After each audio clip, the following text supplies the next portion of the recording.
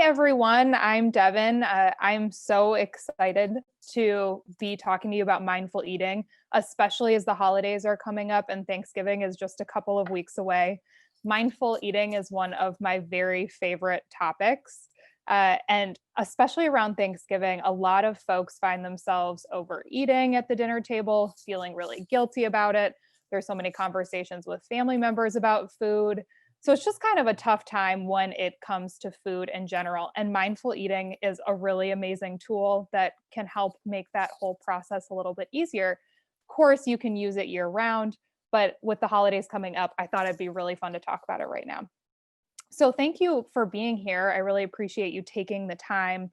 And I imagine that some of you have heard of mindful eating, and for some of you, it may sound a little bit new agey. We're going to talk about the research to support it, so hang on. And I actually, just a couple of days ago, was reading an essay by David Sedaris, the author. And I started laughing and wanted to share this with you. He's a very funny writer. And he's talking about his sister, who's been on and off with dieting, a million diets, which is a familiar thing to a lot of us over the course of her life. And I made a note here so I could get it exactly right for you. But she is saying that she's now attending mindful eating groups. And David doesn't know what that is. And she says one of the groups that she was going to lately was for mindful eating. It's not about dieting. We don't believe in that. And you're supposed to carry on as usual, 3 meals a day plus snacks and desserts or whatever. The difference now is that you think about it. And of course, David's poking fun at mindful eating. It sounds like such a nebulous concept. But today I'm going to walk you through what mindful eating is, and you're going to leave this webinar with really actionable, amazing exercises so you can start practicing in mindful eating right away. So feel free to add questions to the Q&A box. If I see them during the presentation, I'll answer them, but otherwise I'll get to them at the end and make sure you get all your questions answered. So let's dig in.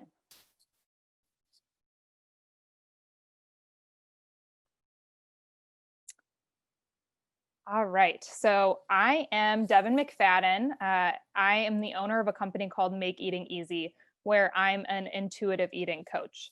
I also have my master's in public health, and I'm a certified intuitive eating counselor and health education specialist. I'm also an avid home cook and baker, so you can see here on the left.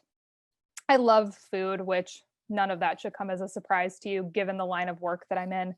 But I tell you this to not talk about credentials, but to tell you that mindful eating is backed by research. It's something that can be taught and something that can be learned by anyone, including you.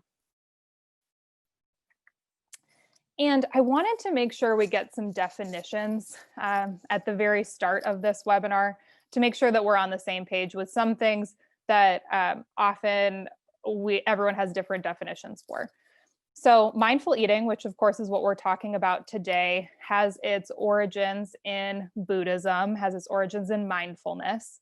And we all know the benefits of meditation and mindfulness and that they're astounding. There was actually another really amazing webinar about mindfulness and meditation in the same series if you want to go take a look at it.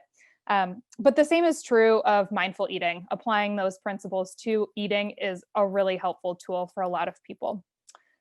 So at its very core, mindful eating is in the moment awareness of the food we consume. So as David Sedaris would say, it's thinking about what we're eating, and he's not too far off.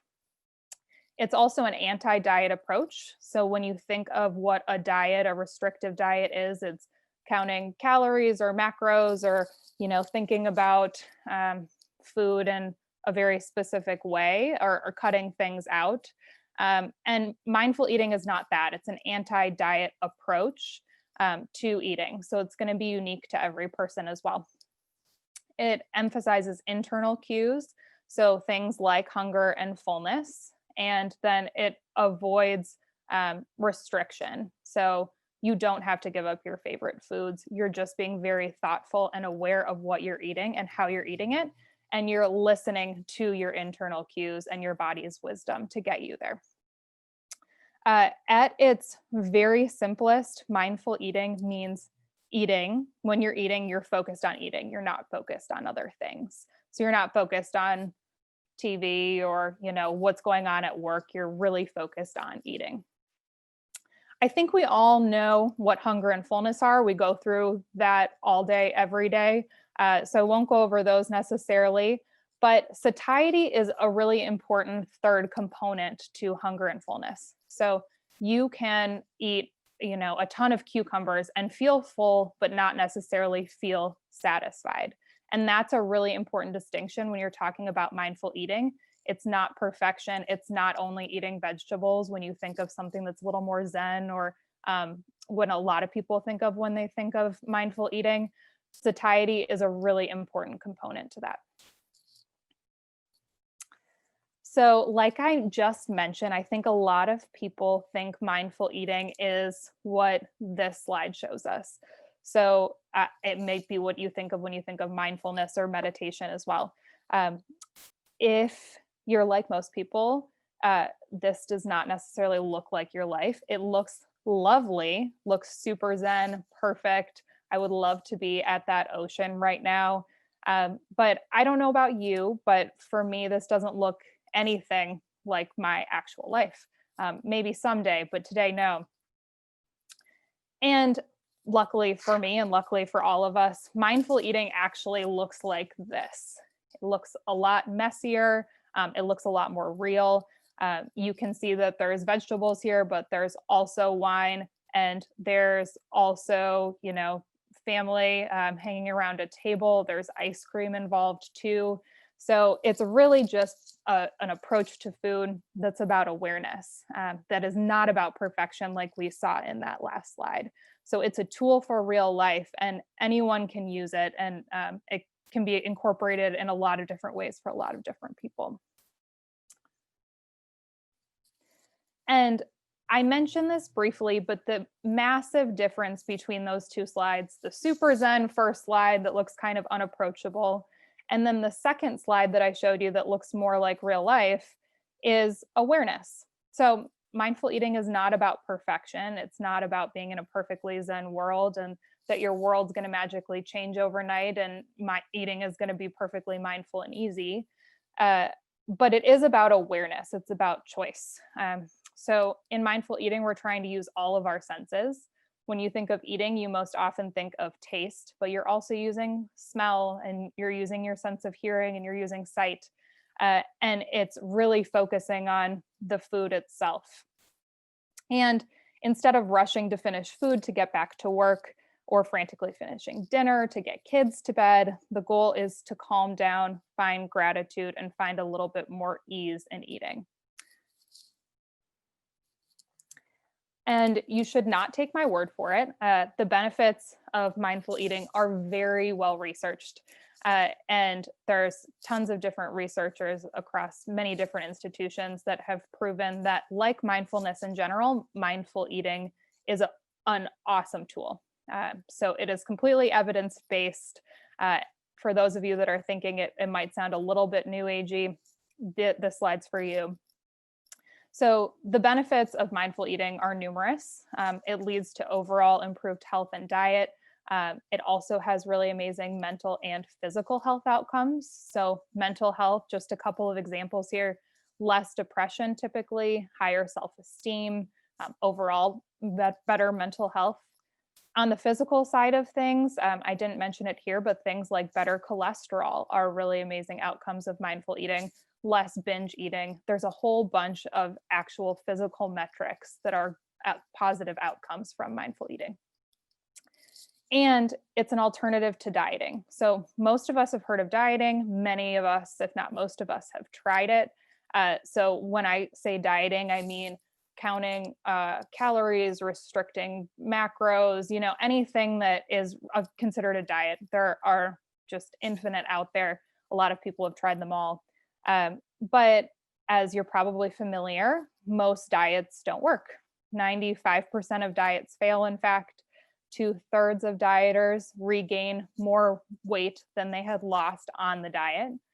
And especially for adolescents, dieting can be a really significant predictor of eating disorders. So there's this whole world of dieting out there, and we don't often hear the negative side of it. We hear that it's promising these really significant health benefits when it's not in reality. And if it is, it's not sustainable for most people, for all but 5% of people here. And mindful eating is a really awesome alternative to that. It's approachable for everyone, and it has these amazing outcomes as well. And anecdotally, I don't have research for this, but I can tell you from my personal experience, from friends and from clients, mindful eating is just a simpler, more peaceful way to eat. You're not so worried about tracking things. You're not so worried about making the incorrect food choice. It's a much simpler, it's a much lovelier way to eat. And it's also empowering. I mentioned your body's wisdom before. And this third point here, it's the way we were born to eat.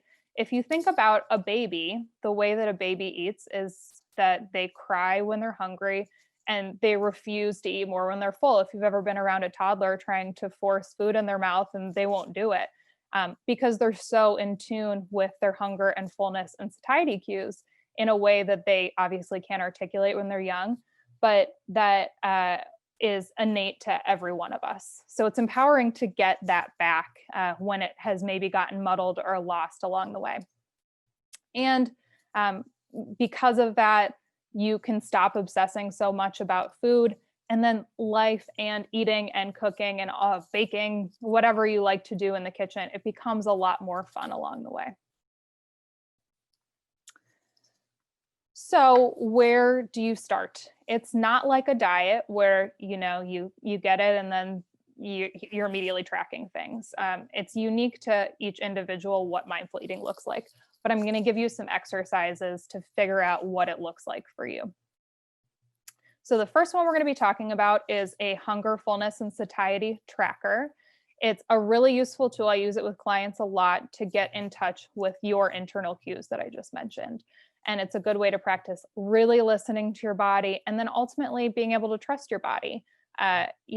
Initially, when people start practicing mindful or intuitive eating, those terms can't be used interchangeably necessarily, but when you start practicing those, people have a really hard time trusting that their body's going to actually give them the cues. And it will over time, but this is a really good tool to kind of speed that up. And the second is a food discovery exercise, which is a personal favorite of mine. This is where you get to start focusing on all of your senses. So I mentioned taste is the common one, but this is how you figure out how to, look at your food a little more closely, smell, taste, listen, all of that.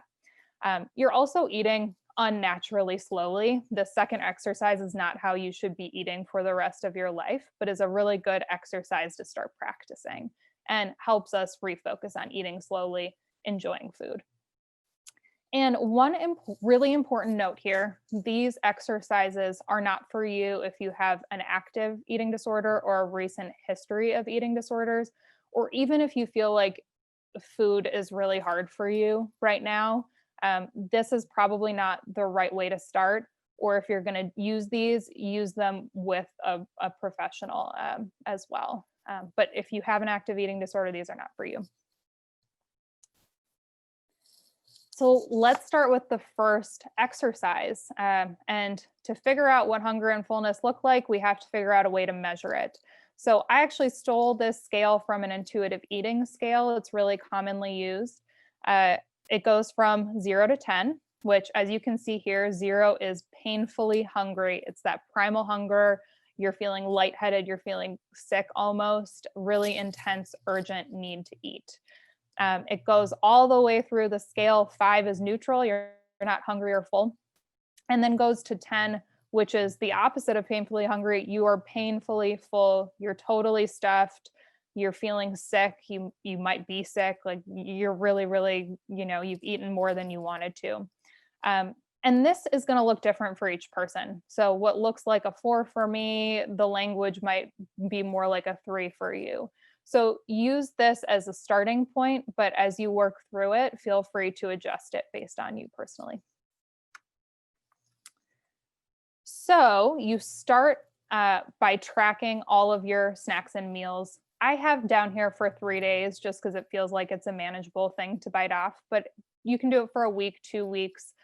Again, this is not something you're going to be doing for the rest of your life, but it really helps you look for patterns in your eating so that you can ultimately be more mindful and figure out where you need to be specifically more mindful in your eating and in your relationship to food. So I've also mentioned dieting a few times. This can look familiar in that it can look like, a food tracker or something like that. That's not what this is intended to do. This is not tracking your food so that someone can look at it and tell you if it's the right food choice or not. It truly is figuring out hunger, satiety, did you like the food, and it's not meant to be any kind of critique of the food itself. So hopefully that will make it feel a little bit less intense. But what you do, so you can see here, this is just one line. This is breakfast. So the time, you go back to that hunger rating. So we just looked at the scale. This person marked down a 3. For going back to the scale and looking at the 3 here, this person is hungry, but they're not starving. They're ready to eat, but they could probably wait a little bit. They ultimately, then you eat whatever you were going to eat or whatever you feel like you want to in that moment. And this, again, is not meant to be something where you're going, what should I be eating right now, so that, a nutritionist can track it. You just eat the way you would normally eat. You make a note of why you decided to make that food. Here, the example here is that it sounded tasty and this person had a few extra minutes in the morning. Normally they might scarf something down, but they had a minute, so they made a poached egg. You make a note of the taste. This is where satiety comes into play. So did it taste good? Did it taste satisfying? What might you have done differently in this case? And then at the end, so when you're done and you're ready to move on with your day, you go ahead and track your fullness. So this person marked a 7, going back to a 7 right here. That's comfortably satisfied. So this person ate to a really comfortable place for them.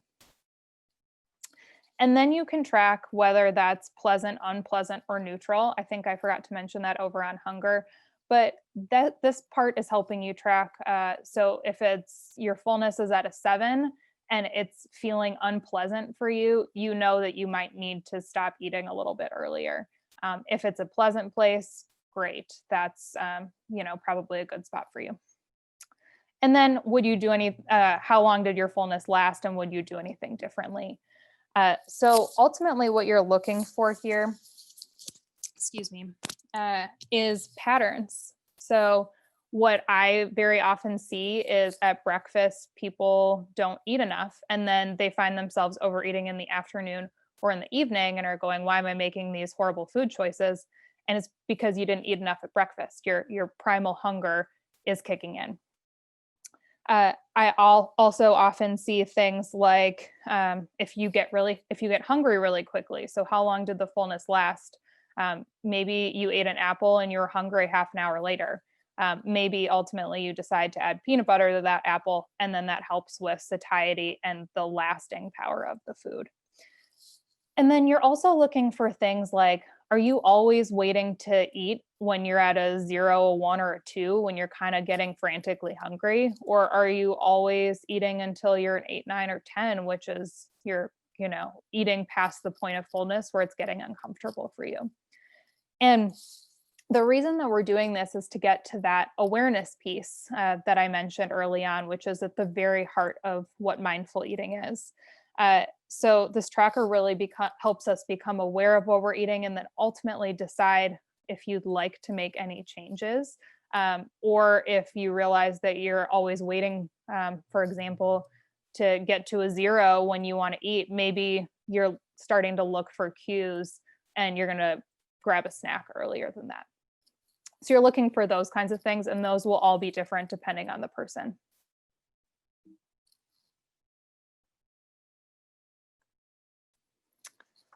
So this second exercise is also kind of an in-depth one, but it's a personal favorite of mine because I think it reveals such interesting things for everyone. So it's a bit like a meditation. I won't read this to you exactly, but this is being recorded. You can take a look at it later. But ultimately, the start of it is that you're going to be going and buying or making whatever your favorite food is. I like to recommend it's especially if it's something you don't normally eat. So if you're really scared of sugar, for example, or let's use cake as an example. If you don't normally eat cake because, you've been on a diet in the past that said that cake was really bad for you, you feel like it's just a rare thing that you eat it, that's the food that I want you to go out and buy or make. So you get a slice of cake, and what you do, which is what you should probably be doing at the start of every one of your meals when it comes to mindful eating, is closing your eyes and taking a few breaths. It really sets the stage for having a calm, mindful meal or snack. So the very start of it after that is that you're looking at this food as if you're seeing it for the first time. If it's your favorite food, you're obviously not seeing it for the first time, but try and use a beginner's mindset. Just make notes of what color is it? What does it look like? What does the texture look like? So just be hyper observant, which is the point of this whole exercise as well. Then you close your eyes and you smell it, doing the same thing, the beginner's mindset. And then you take a teeny tiny bite. And I mean enough that you can taste it, but not a huge bite. What you're doing is holding the food in your mouth, and you're not immediately swallowing it, and you're trying to see how that feels, because our natural inclination when we put food in our mouth is to start swallowing it. So you're just observing textures at this point, and then you're beginning to chew. Especially if it's a food that is typically difficult for you to eat, you're thinking about what thoughts or feelings are coming up. Then you swallow it, observe that. And then at the end of that bite, when that process is over, you take a moment to become aware of that bite, of what it tasted like, of what everything smelled like, all these senses that we just went through. And then being aware that you took in that food's energy. Gratitude is a huge part of mindfulness in general. So that's a good moment for gratitude. And then you go ahead and repeat this same process 3 times. So you're eating really unnaturally slowly here. Again, you are not supposed to eat this way for the rest of your life. But after 3 times, you decide if you want to keep going. Decision is a really important part of mindful eating as well. So if oftentimes you find yourself sitting in front of the TV and an entire bag of chips is gone, this is probably a great exercise for you. And not that chips are bad, not that eating an entire bag of chips is bad. There's nothing morally wrong with that, certainly. But the key is taking your power back with that and deciding if you want to continue. Having the awareness to decide, I'm going to stop or I'm going to keep going. As long as it's a choice, that's where mindful eating comes into play. And I think what's so interesting about this food discovery exercise is that there's a lot of friends and clients who realize they don't even like the food that they're eating. It was a favorite food of theirs, but especially if it's been restricted, they realize I didn't even like the taste of it, or the texture was kind of weird. I just always restricted it. So I inhale it whenever I get it. Again, this is about awareness and it's about decision.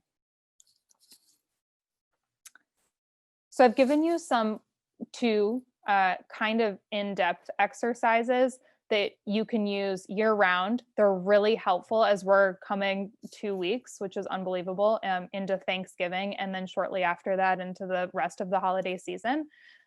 So you can start practicing those now.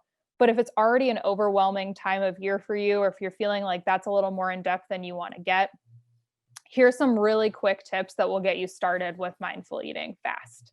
And number one, because this is about Thanksgiving, similar to that last food discovery exercise, is listening to your 5 senses at Thanksgiving. So you don't have to tell anyone that you're doing this, just using a beginner's mindset when you get turkey on your plate, or, whatever that is, because this is such a unique year. I don't know what Thanksgiving dinner will actually look like, but whatever you get on your plate, looking at it as if you're seeing it for the first time, smelling it, eating it a little more slowly than you might typically. So use all of your 5 senses. It doesn't have to be Thanksgiving. It can be dinner tonight or breakfast tomorrow. But just be very mindful of those senses. That's a really good first step. Second, this is going to seem a little out of place, but practicing self-care for 10 minutes a day can be really helpful when it comes to eating. It's very difficult to listen to our internal hunger and fullness cues when you're not taken care of in other aspects of your life. So practicing self-care, whether that's calling a friend or taking a walk or taking a shower, whatever that 10 minutes is for yourself, to just center yourself, be able to listen to yourself with no screens, that is really going to roll over into your eating as well, especially if your eating feels a little bit frantic at times. Third is set your table before a meal. As most of our dining tables have become work from home tables now, it's really easy to forget that we should set a table before a meal. So just doing something special, maybe that's lighting a candle or putting on music or actually using china and making it feel really fancy, that can be a really amazing way to bring awareness to and focus on your food, and also to be thinking about your food, as you're eating it, to be really focused on that, and to set the stage for having a lovely meal. It can be really helpful with mindful eating. And the fourth and last one, I think we all know we should be avoiding screens, and I think we all know that we don't do that enough.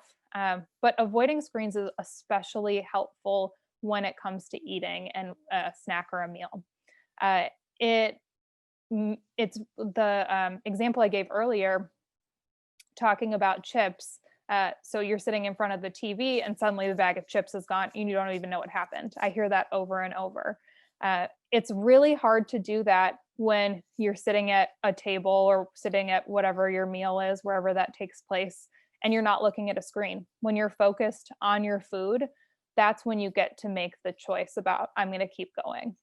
I'm going to eat this whole bag of chips because that's what I want right now, versus I'm doing it absentmindedly and I didn't have a choice in the matter. And the key to mindful eating, of course, like all good things in life, is practice. I put a dog here because you'd never expect to say sit to a puppy for the first time and then have the puppy sit the rest of the time. Maybe that's just my terrible dogs, but my dogs definitely don't do that. But the key is practice. And the same is true of mindful eating. So practicing using your 5 senses at a meal. Maybe you forget the next meal, but then you come back to it. The more practice that you put into it, and the less that you beat yourself up or feel guilty for not feeling like you're doing it perfectly, the further that you're going to get in mindful eating.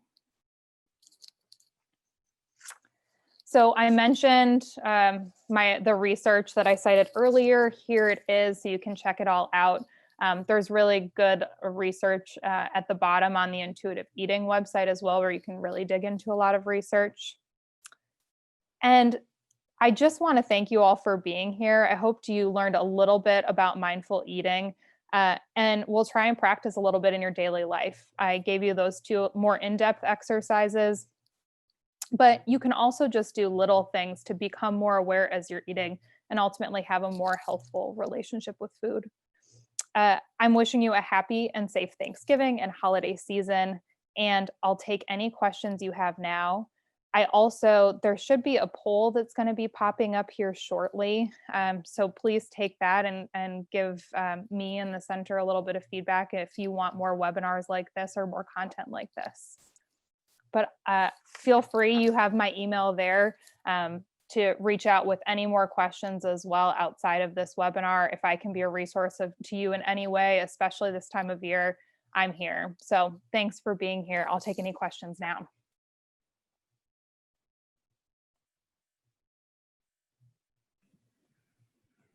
I have a question, Devon. Yes, go ahead. First off, that was a fabulous presentation, so thank you for that. I guess I'm just wondering, with like,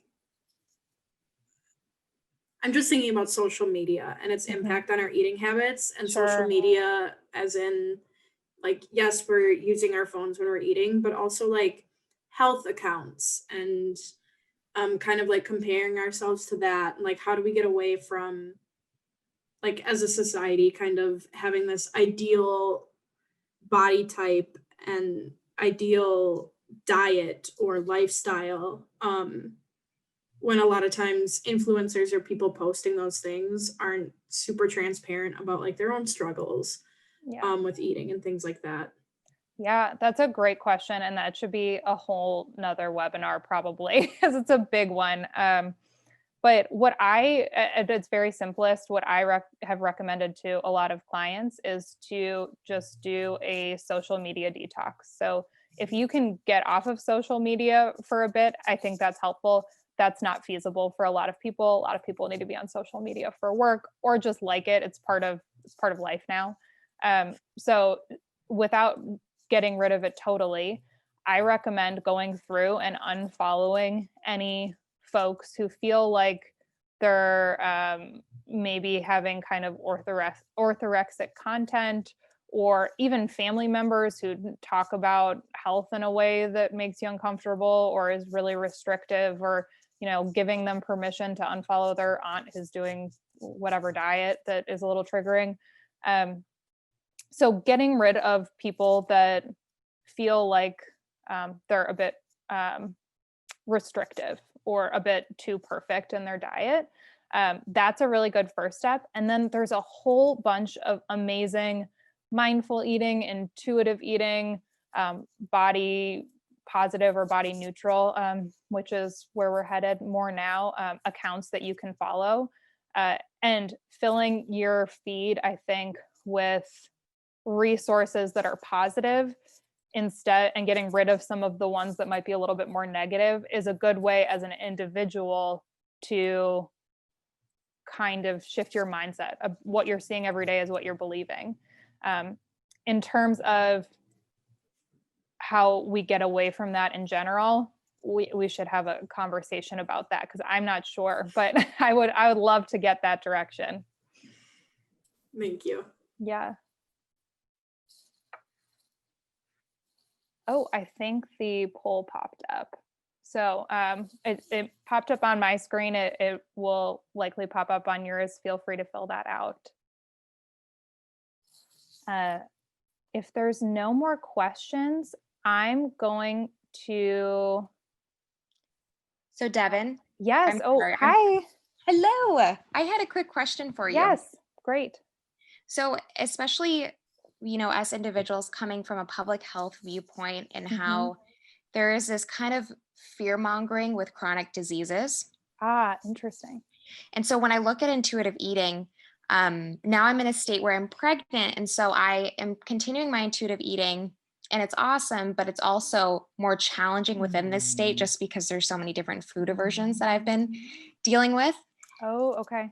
But in terms of that, when I do my research, a lot of things that come up immediately are, your risk for gestational diabetes, like all these different, again, going back to the fear mongering. So I think pregnant or not, that lingering fear is just common. So how do you address that in terms of people that come to you and say, I want to do this, but I also don't want to get diabetes. I don't want to get a chronic condition.